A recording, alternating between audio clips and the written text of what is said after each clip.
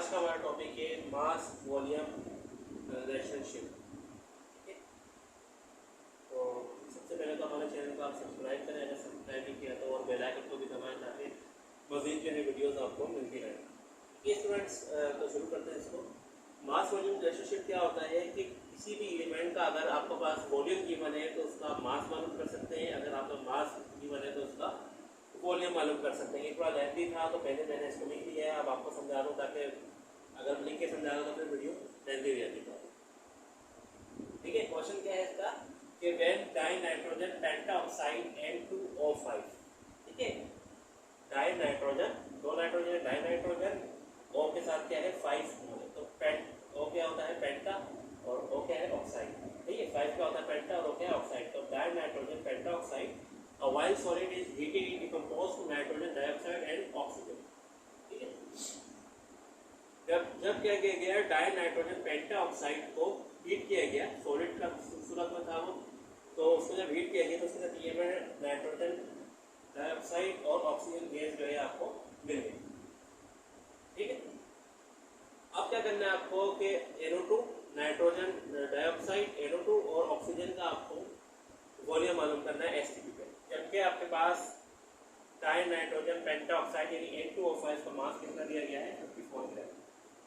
सही, डेटा बना लेते हैं। डेटा के अंदर क्या गिवन है, हमारे पास मास गिवन है N2O5 नाइट्रोजन पेंटाऑक्साइड का 54 ग्राम, और हमें इन दोनों के वॉल्यूम मालूम करने हैं, वॉल्यूम ऑफ NO2 और वॉल्यूम ऑफ O2।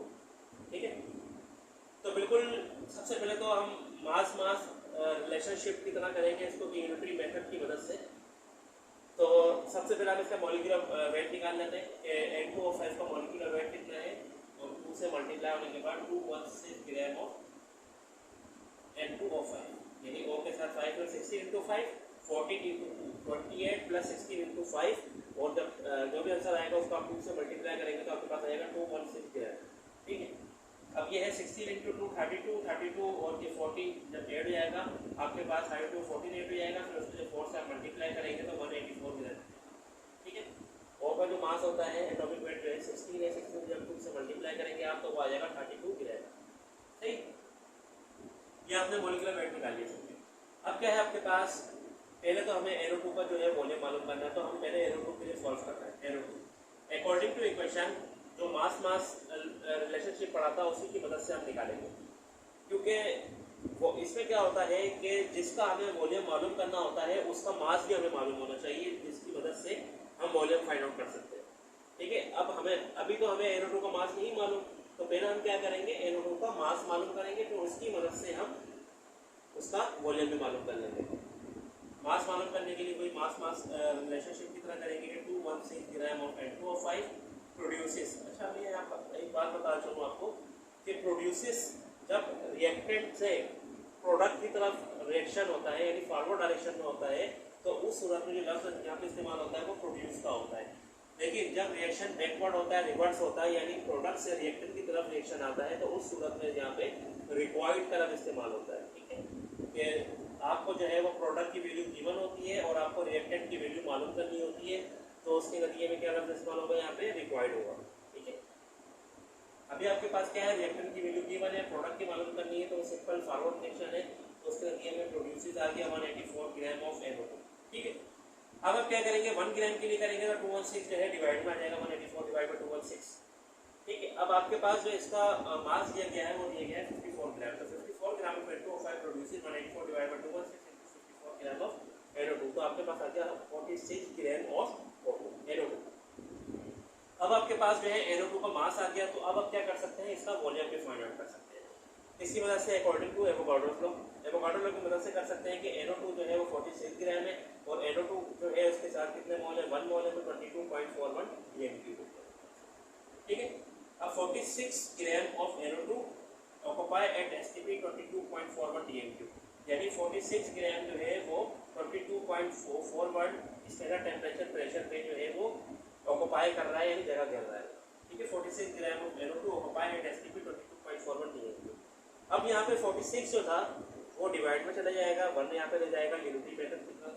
ठीक है, अब आपके पास जो मास निकला है इत्तेफाकन वो भी 46 ग्राम ही निकला है। ठीक है, तो वो 46 जो है इधर आके मल्टीप्लाई हो जाएगा तो 46 और 46 कैंसिल हो जाएंगे और इसका वॉल्यूम भी क्या आ जाएगा 22.41 क्यूब ऑफ NO2 आ जाएगा।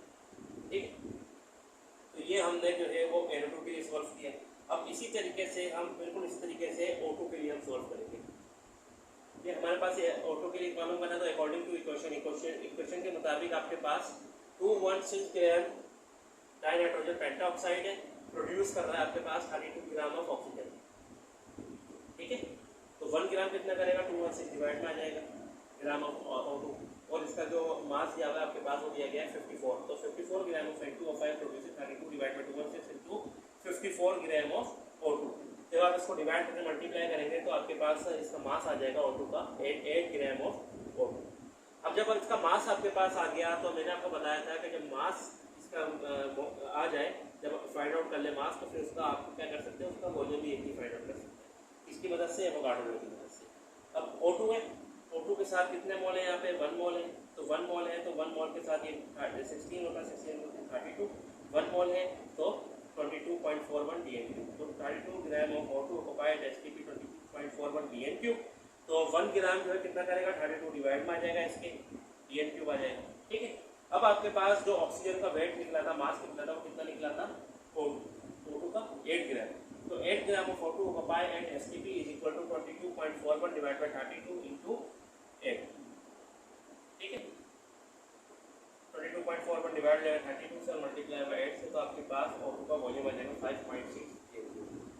मास रिलेशनशिप में क्या था कि वो डायरेक्ट एक मास दिया गया था, उससे आपको मास फाइंड आउट करना था, लेकिन मास वॉल्यूम रिलेशनशिप में क्या है कि आपको जो मास किसी चीज़ का दिया गया होगा और एक का वॉल्यूम मालूम करना है, तो आप क्या करेंगे, उस मास की मदद से उसी एलिमेंट का आप मास मालूम करेंगे। जब उस एलिमेंट का आपके पास मास मालूम हो जाएगा आपको, फिर उसी की मदद से आप एवोगाड्रो लॉ की मदद से उसका वॉल्यूम मालूम करेंगे।